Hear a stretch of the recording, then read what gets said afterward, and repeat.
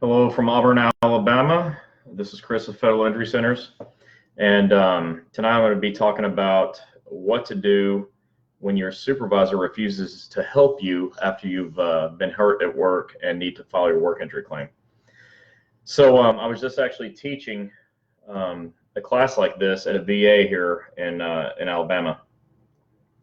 And I started off by saying what I'm about to tell you here, that in 2018, only 1 in 13 federal employees had an accepted OWCP injury claim. So statistically, 1 out of 13 federal employees had an accepted claim. I asked this group tonight, if you just had to guess, what percentage of people at the agency do you think are injured? And I heard 80%, 50%, and 65%. So, if half or more are hurt and only 1 out of 13 are accepted, there's a problem. So the number 2 reason on my list of 5 main points as to why injury claims are not accepted is management giving employees a hard time after injuries. And so for a couple of weeks I've been talking about an OSHA presentation. So I have one, and anybody that wants it, put your email address in here, and I'll forward it to you in the next week. And any of the laws that I talk about tonight, if anybody wants that, with your email address, specify that you're looking for some of the laws, and if you can tell me which one, I'll send it to you. So, what's happening is federal employees are getting hurt, telling the supervisors they're hurt, and the supervisor, doesn't have time, refuses to help, or says they don't know how, argues that it's really not a work injury, any of a number of things, and who cares? Because they have their job is simple. It's to fill out the forms and assist you in filling out yours. I found this training module on Department of Labor's website for supervisors, and message me here if you want to see that training module. I'll be glad to forward it to you. It's a PowerPoint, but I found it and I'll send you the entire thing. It's pretty long. But in this, it specifically says that they have to assist you in filing your claims. So if Department of Labor is teaching supervisors they have to assist you in filing claims, that probably means that they can't refuse to help you. All right, so that's your starting point. And then, so if you want that, ask me for it, I'll send it to you. So the Code of Federal Regulations, it's section 20, it's 20 CFR 10.16. says that a number of statutory provisions make it a crime to wrongfully impede a FECA claim. FECA is the Federal Employees Compensation Act. That's the law that we're dealing with. So this federal regulation says that it is a crime to wrongfully impede a FECA claim. And USPS goes further on their website and says that the crime could be punished by imprisonment. So they're supposed to help you, and they can be punished harshly if they don't help you file your claim. And the same 20 CFR, but 10.110, it says, letter A, the employer shall complete the agency portion of the CA1 or CA2. So shall is like this definite word. There's no ambiguity in it. Shall means they definitely will do it. No question about it, the employer shall complete their portion. And this also says that they have to give you your receipt along with copies of both sides of the CA1 or CA2. So I'm always telling people you need to leave there with copies. And now we're hearing, well, a lot of places are, a lot of agencies are doing this online fill, where you're filling out the forms online. But you can't get around the Code of Federal Regulations that says that you are owed copies of both sides of your Form CA1 or CA2. So 20 CFR 10.110 says that the employer will help you, shall help you fill it out. They have to assist you, just like their training module said, and they have to give you copies of everything. That's really important. And another thing that's happening is employers, supervisors are saying, well, we're not going to turn your form in, your CA1 or 2, until we have some medical evidence that you're actually hurt. Well, 20 CFR 10.110 letter C says the employer should not wait for submittal of supporting evidence before sending the form to OWCP. So, the law is they have 10 days to turn it in from the day you submit it. And letter C of this regulation says don't wait for medical evidence. And the reason why is medical evidence comes from your doctor, and it doesn't need to go to your employer. They just need to fill out the paper and turn it in. So I'm going to get to what your remedies are going to be, but just a few things along these lines. So when do you have to file a notice? Well, tonight, again, I heard someone say, well, we were told we have 30 days to file our CA1 or CA2. Look, it's 3 years. So the Code of Federal Regulations, 20 CFR 10.100A says you have to file within 3 years. The U.S. Code, which is kind of a big deal, 5 USC 8122 says the same thing. You actually have 3 years. And in that supervisor training manual or presentation, it even says it there that the employee has 3 years from date of injury or date that you knew that your injury was work-related, if it's a CA2, to file your claim. You can also find in the law where if you gave notice to the supervisor, and I'm not talking about filling out your CA1 or 2, but if you just told them about it, then that constitutes reporting your injury, and so you met your deadline. So here's the deal. There are some conflicting opinions on what to do if your supervisor refuses to help you fill out your forms. So a union president friend of mine says, contact OSHA. He said that he just had an incident where this happened, and they contacted OSHA, and OSHA was in the office the next day. So that seemed pretty serious. So I've also heard that OSHA is not the way to go. But considering when I heard today that OSHA showed up after getting this call, I'll tell you the phone number is 1-800-321-OSHA, OSHA. And so I've actually got it pulled up on my phone right now. And when you get to OSHA.gov, you just go to OSHA.gov, okay, .gov. On the home page, I'm going to see if I can show you this. In purple, come on in. 3 down, it says file a safety and health complaint. It also says below that report, wait, where's it at? Get whistleblower information. So 1-800-321-OSHA is how you call OSHA to file a complaint. And if you go to OSHA.gov, there's information about whistleblower. So you can't be punished, according to OSHA, for reporting these things. Okay, you can't be threatened to be fired. You can't have your shift change. You can't get a reduction in pay. Nothing bad can happen to you. That's against the law.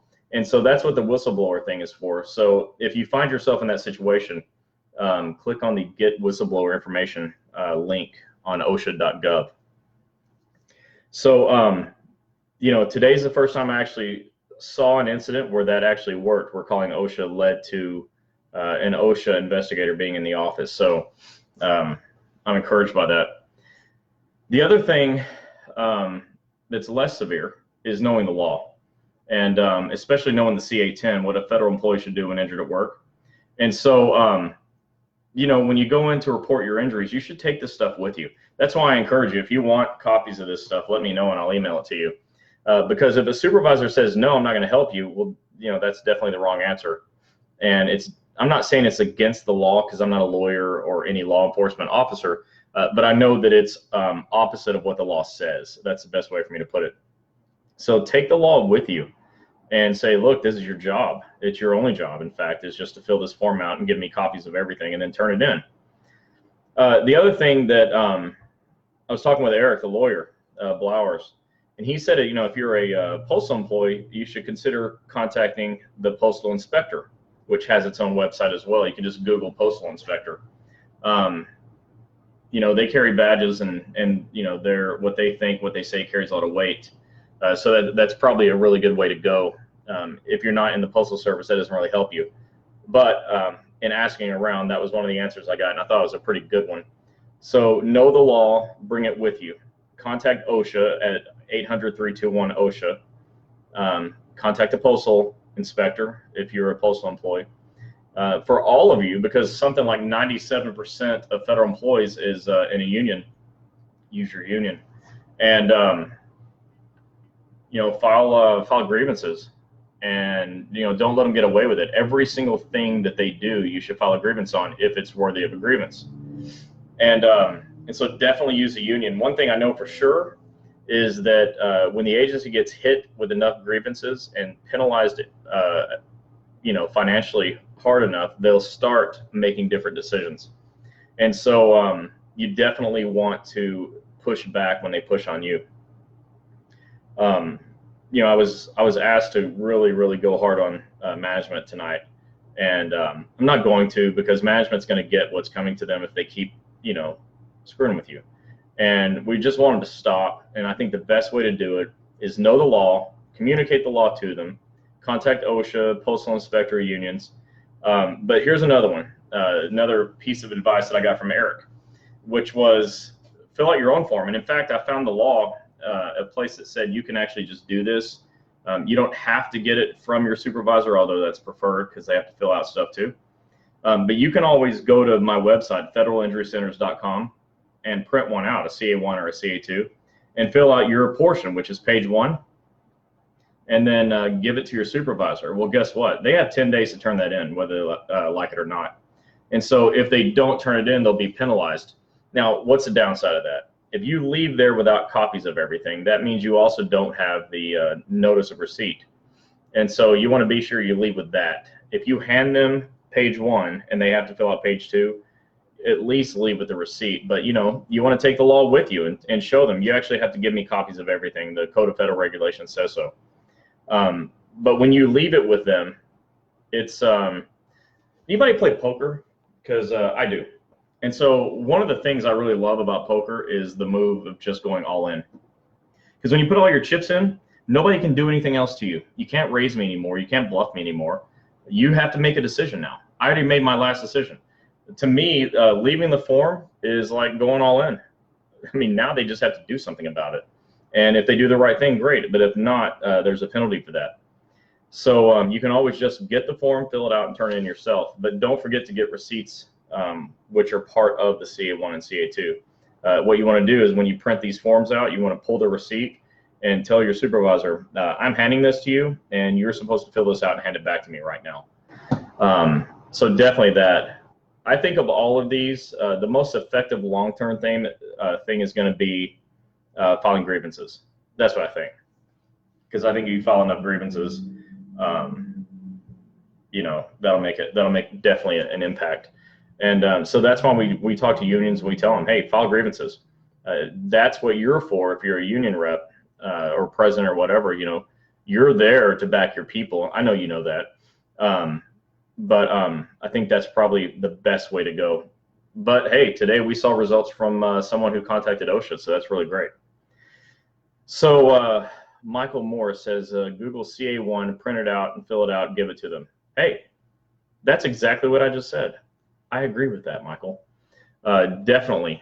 Just leave it with them and make them do something with it. And Michael, you said you were a whistleblower at a previous job. I'm interested in seeing how that went. I'm sure that it went in your favor, except for the fact you actually had to, a situation you had to blow the whistle on. And hello from Illinois. Well, hello. And Tammy, we love you too. What questions do you have? I know right now I can see that there are 25 people currently viewing. So what questions do you have about this? This is a really short topic.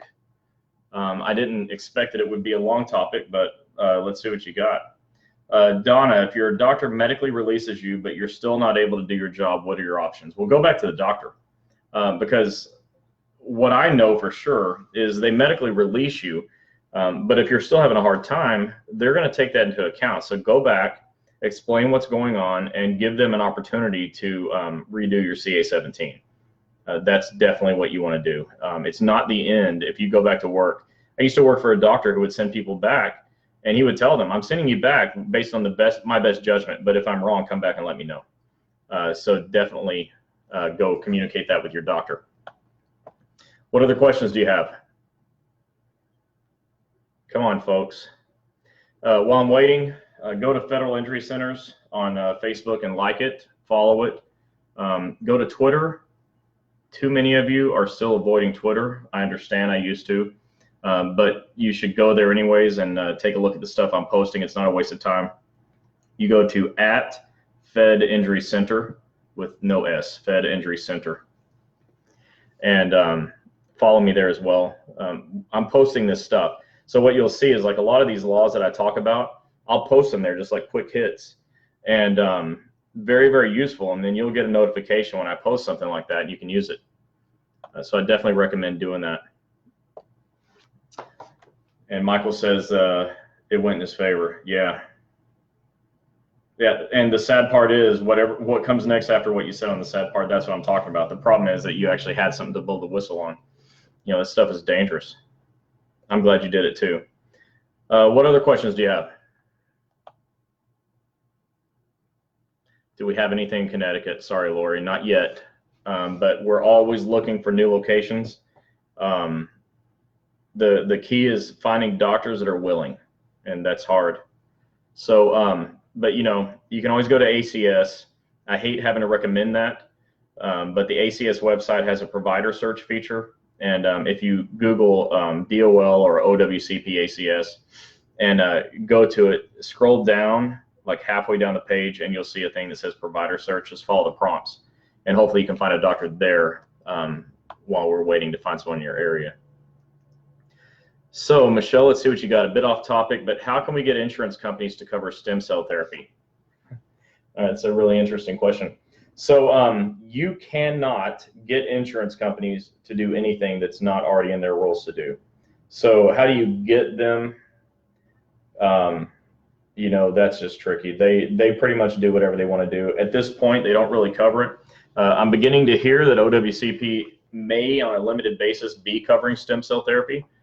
And I am a recipient of stem cell treatment in my shoulder. I know for sure it works. So I think it should be covered. I mean, goodness, if it prevents surgery, that's probably a good thing. But insurance companies really kind of have a mind of their own. And it is a great option. I mean, I'm not a doctor, so I can't make medical opinions here, but it worked for me really good. Kim says, can you explain how settlements work and explain if you're able to receive treatment after taking the settlement? So you're talking about a schedule award, and what happens is your doctor has to put you at maximum medical improvement, MMI, and then you get an impairment rating, and that report, the impairment rating report, goes along with a CA7, claim for compensation. You select box D for schedule award and turn that in. And that's how you do it. You got to find a doctor that knows how to do the 6th edition of permanent impairment, though. And then can you still get treatment? Yeah, you have lifetime benefits. So if treatment is helping relieve your symptoms, you can continue getting treatment. At that point, everything requires pre-authorization anyways. And so there's no harm in trying. The claims examiner can always have the option to say yes. So your doctor just has to request pre-authorization. How does workman's comp affect your retirement? Well, Mr. Floyd, what I would tell you is don't wait till you retire to file a work injury. Usually those are going to get denied. You want to do it while you're still employed. And you can definitely get treatment benefits, but you may not get financial benefits. Obviously, you're retired, so you're not going to get paid for time off of work. But if you reported your injury prior to your retirement, your lifetime benefits will cover you, you know, as long as you have issues related to that injury. And how many claims can someone file, Holly? I have 2 accepted claims. Well, I know people that have had multiples of that. There's not a max on numbers of claims you can file because there's no max on the number of times you can get hurt. So every different injury can be a different claim. There's no limit to that. That's a good question. Nobody's ever asked that before. Let's see. Denied claims. What is the procedure to appeal denied claim? My claim September 2017. All right, so here's the deal. With every denial, you have 12 months to appeal. September 2017 is a long time, past 12 months. But you have 12 months. You can always call your claims examiner, and you need to request a form that, there's a form where you have to check a box. It's like request for reconsideration, ECAB, review the written record, oral hearing, And so the claims examiner can send you that form, and you can check it off. If you find another doctor that can write new information, you can do a request for reconsideration, and they can consider new information. Nakia, I hope I'm saying that right, Nakia. My supervisor told me that she has to interview me regarding my CA2, which I thought was very odd. So do I. When she originally refused to give me a form, I thought the process was for the forms to get completed. I don't know if it's an intimidation tactic on purpose, but it certainly, I can see how that would be intimidating. Your supervisor is wrong. Remember the law, I just told you, don't wait for medical information before you send stuff in. You know, their job is just to fill out page 2. That's it. It's you fill out page 1, they fill out page 2, give you a receipt, and turn it in. So be sure you put your email address in here, Nakia, and I'll send you the law so you can show it to them. I'll be happy to help with that. Let's see, what else we got? What's up, Siobhan? Donna, are they still responsible after receiving settlement if you have more issues? My doctor says once you accept it, they no longer have to pay for medical on it. That's not true. They just, you have lifetime medical benefits, so they can definitely continue to cover it. Can an employee take an in-service withdrawal of their TSP while on compensation? I believe you can. That's a little bit outside of my scope, as I'm an OWCP expert and not a TSP. However, why don't you talk to your unit about that, Isaac? But I'm fairly sure that yes, you can. Okay, that's yours. It's your benefit, so I'm assuming the answer is yes. So what other questions do you have? That definitely can't be it. All right, so while I'm waiting on some more questions to come in, everybody go to federalinjurycenters.com. That's our website, federalinjurycenters.com. Centers with an S, federalinjurycenters.com. There's a red button that says forms. You can click and print all the forms from there. It's very helpful. We've got a new map on there that shows all of our locations. There's a red button also for videos to teach you, among other things, how to fill out a CA1, CA2, and CA7 claim for compensation. So take a look at that. Don't forget to go like our page, Federal Injury Centers, on Facebook, and to follow me on Twitter at Federal Injury Center. At Fed Injury Center. It's really annoying to me. I think somebody else already had Federal Injury Center on Twitter. All right, I pronounced your name correctly. Excellent. Veronica Wilson, yes, I just had to because my work comp hasn't paid me yet. Yeah. I hear you. So look, once your claim's accepted and you fill out your CA7s correctly, they should be paying you. You want to attach a CA17 for any time the doctor took you off. You want to attach a CA20. It's like a medical narrative on a DOL form, and attach copies of any of your appointments you've been to where you were away from work, because you can definitely be paid during work time to go to the doctor. And Siobhan, you'll definitely be approved soon. Donna, surgery 10 years ago. Ouch. And Tammy, you put in reconsideration. How long do we have to get a report put in? Well, it needs to be pretty quick. Let me know if that's not done, and we'll get with the doctor on that.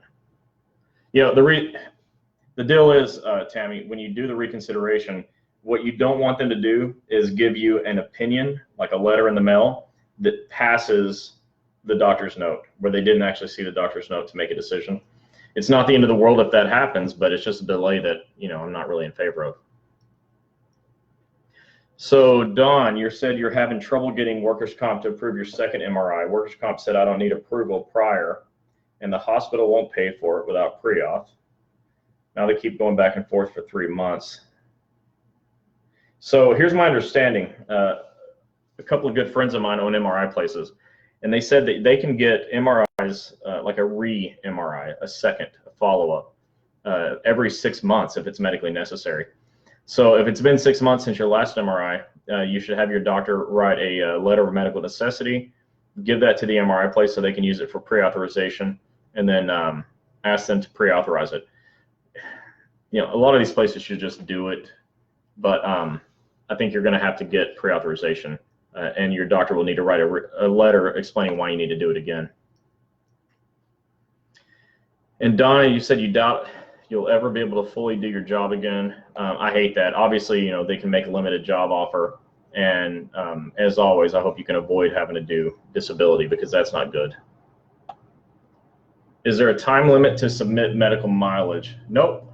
So get an OWCP 957, Kim, and attach proof that you were, you know, where you said you were at. So if you're driving to the doctor, you want to have like a Google Maps printout that shows where you started from, and the doctor's office showing the mileage. You also want to attach doctor's appointments. So get a printout of your appointments and have the doctor sign that, and attach those two things as proof and send that in. You should be reimbursed. And you're welcome, Veronica. Siobhan, you got your co-payments reimbursed. That's a nice improvement over where you were before we got started, right?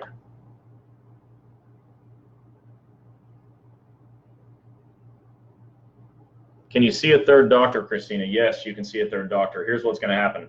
They're either just going to let it happen or and say nothing, or it's going to happen and then they're going to send you a letter saying, hey, you already have a treating doctor. But you won't be prevented from going to the third doctor. Okay, you can always do that. So after getting an approved case and sitting in a CA7, how long do they have to pay you?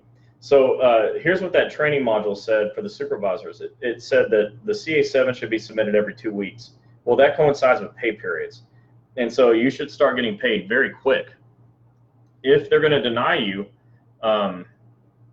you'll know because you didn't get paid quick, and they'll send you a denial letter in the mail and they'll tell you why. But you should start getting paid pretty quick, within a couple of weeks.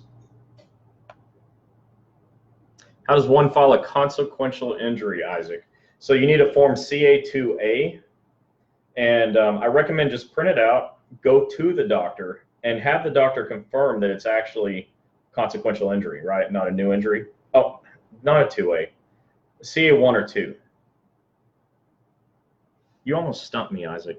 Okay, a consequential injury goes along with your existing injury. I was thinking about a recurrence.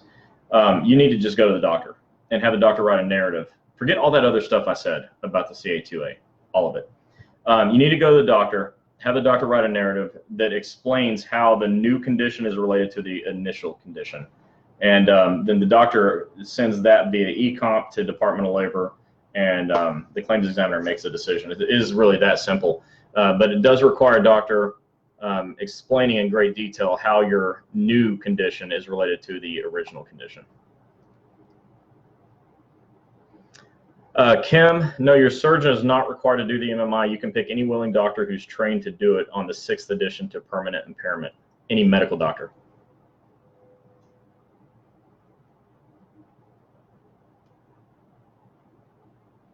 So Anita, you need to definitely be communicating with your union.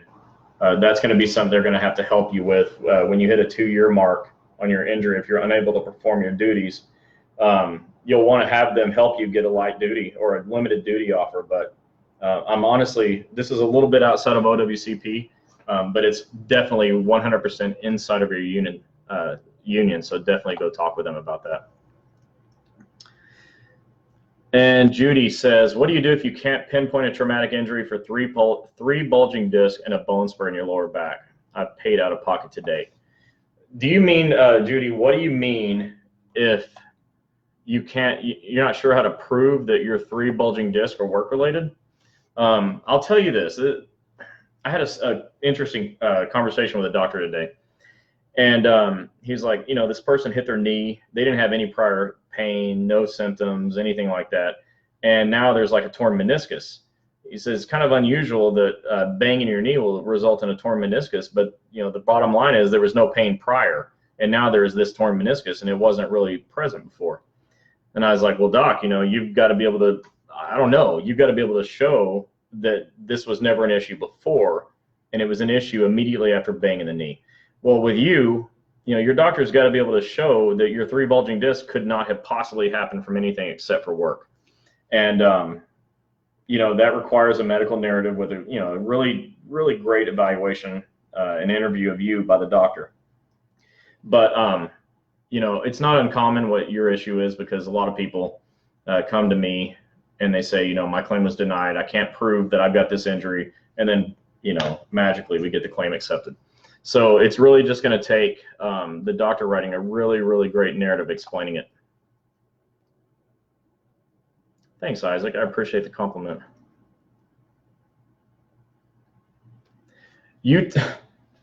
Okay, so Lynn, the fact that HR sent that back, your CA, so Lynn said I sent in CA7 forms and HR sent them back because I didn't have an accepted case. Really the law says they have to send that into DOL within 5 days of you turning it in. So that's the law related to CA7s. But the truth is you're not eligible to be paid for CA7s until your claim's accepted. And so while your HR technically probably wasn't right, they also weren't all the way wrong in this case, because you're just going to be denied on a CA7 if your claim's not accepted. So thing one is get your claim accepted. Thing two is turn in your CA7s.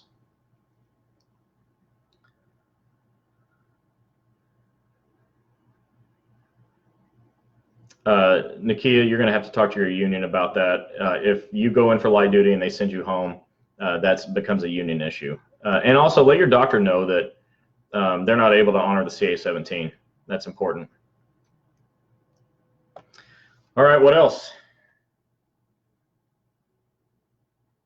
Let's go, people. What do you got? What are your questions? I've been up since 3 a.m. Prior to that, I think I took a 2-hour nap, and I'm still wide awake. You haven't stumped me yet. Almost. That CA2A thing, that was close. But we were talking consequential, not recurrence. So I'm back. What other questions do you have?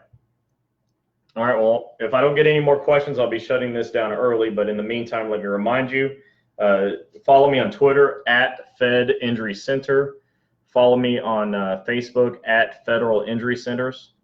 And go to federalinjurycenters.com and bookmark that so you can quickly and easily get to the forms, because those are going to be important to you. And take a look at the videos that Tom has made on how to fill out these forms. It sure makes your life easier. Couple of questions here. Okay, Lynn, so after it's accepted, I can file them without any trouble. Yes, Lynn, after your case is accepted, you can file them without any trouble, assuming you attach your CA17s, your CA20, and a printout of all your appointments showing that you are actually where you said you're at. Be sure you send in proof of your payments. And Ruby, it's so hard to find a doctor that's willing to do the narrative paperwork. Any tips? No, look, you're right. That's like the number one. Remember, I said I have 5 reasons why claims don't get accepted, and there's 5 things. Well, number 2 is management giving employees a hard time. Number 4 is doctors writing bad narrative reports. Being able to find good doctors is one of the biggest epidemic problems in OWCP. You can go into whole states and there's not a single doctor. And I was talking to a nice lady in Iowa last night, and she said if her doctor wasn't previously her doctor, like with experience, he wouldn't have taken her for OWCP. And I'm in Alabama right now, and before I got here, there wasn't a single doctor that wanted this. So it's really hard. One tip would be to read your doctor's narrative before it goes in. And if it seems like it doesn't have the right detail, have them go again. It's better to delay it being sent in than to get a denial, because denial could lead to months delay. And so go to ACS, DOL ACS on Google, and scroll down to provider search, and maybe you can find one. But my experience with that is you have to call like 10 or 15 doctors and maybe find one. And if you find one, you should go. And I tell this to everybody. If anybody's got a narrative report they'd like me to look over, I'm happy to, if you just email it to me. And so if anybody ever wants that, feel free and just let me know, and we'll coordinate that. I'm happy to just take a look. I can't give medical opinions, but I can give opinions on detailed reports. I can tell you whether or not a case is likely to be accepted. I can't make any medical decisions for you, though, so don't ask me to do that, please.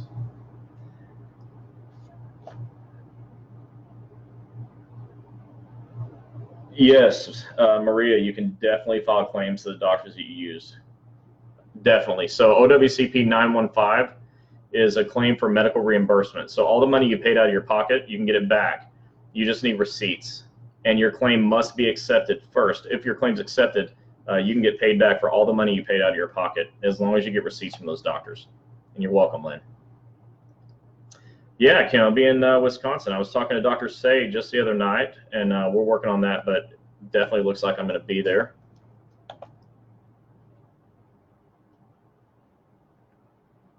So Wayne, I received my acceptance for condition, and then they put the wrong surgery on the request. OWCP nurse submit request for surgery anyway. Your thoughts?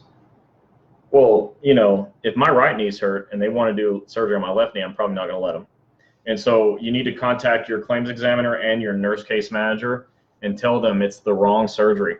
You don't want pre-authorization for the wrong surgery. So you just have to communicate to them, and probably even tell the surgeon, and get them all on the same page. You can even request that your nurse case manager go in and visit with you and your surgeon.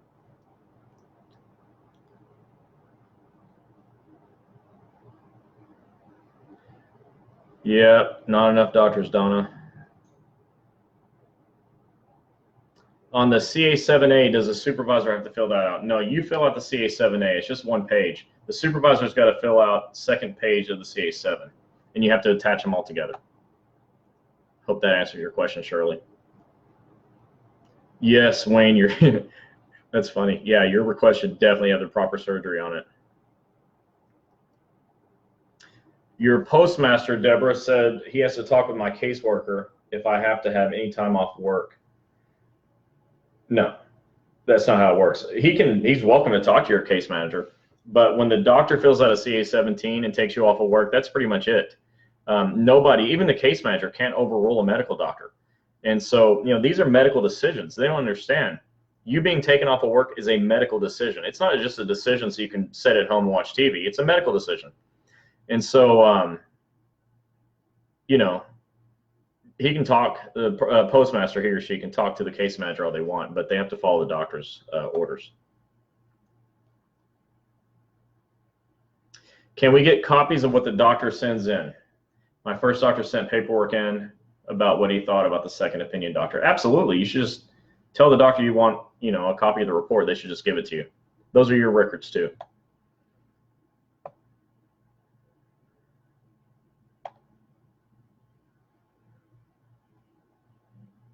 Yeah, Linda, Iowa. Yeah, I was telling a lady last night that normally, and I don't mean this rude, but when I'm talking about, kind of halfway jokingly, about how hard it is to find doctors in certain areas, I always start with Iowa. I'm like, you know, it's not like I know any doctors in Iowa. Well, nobody does. And but that's a real thing. It's everywhere. There's no doctors in New York either, and it's a huge place. So you're not alone there. And people being crazy. I hear you, Deborah. So, all right, I'm going to go ahead and start wrapping this up. It was really good being on with everyone tonight. I think we had a pretty good audience. Continue sending your questions. And it looks like my battery's down.